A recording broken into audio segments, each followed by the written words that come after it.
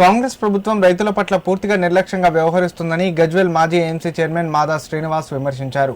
BRS ఆధ్వర్యంలో సిద్దిపేట జిల్లా గజ్వేల్ కేంద్రంలోని వ్యవసాయ మార్కెట్ వద్ద రైతులకు మద్దతుగా నిర్వహించిన రైతు దీక్షలో నియోజకవర్గంలోని వివిధ మండలాల పార్టీ అధ్యక్షులు, మాజీ ప్రజాప్రతినిధులు, రైతు నాయకులు పెద్ద సంఖ్యలో పాల్గొన్నారు. ఈ సందర్భంగా ఆయన మాట్లాడుతూ గత నెల రోజులుగా కొనుగోలు కేంద్రాల వద్ద రైతులు పడుతున్న ఇబ్బందులను అధికారులు పట్టించుకోవడం లేదని విమర్శించారు.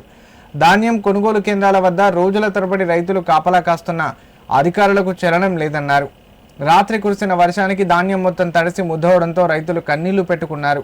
ఇది పూర్తిగా ప్రభుత్వ వైఫల్యమే అని మండిపడ్డారు. వెంటనే తడిసిన ధాన్యాన్ని మద్దతు ధరకు కొనుగోలు చేయాలని, కొనుగోలు కేంద్రాల్లో రైతులకు సౌకర్యాలు కల్పించాలని డిమాండ్ చేశారు. ఇవాళ ఉన్నటువంటి అన్ని కొనుగోలు కేంద్రాల్లో ఇవాళ ట్రాన్స్పోర్టేషన్ తీవ్రమైనటువంటి ప్రాబ్లం కావడంతో రైతులందరూ కూడా అనేకమైనటువంటి ఇబ్బందులను ఎదుర్కొంటూ ఉన్నారు. నిన్న రాత్రి కురిసినటువంటి అకాల వర్షానికి అన్ని సెంటర్లలో కూడా ధాన్యం అంతా తడిచి వాళ్ళ రైతులు అరిగోసపడుతున్నటువంటి పరిస్థితి గజ్వేల్ నియోజకవర్గంలో ఉన్నది.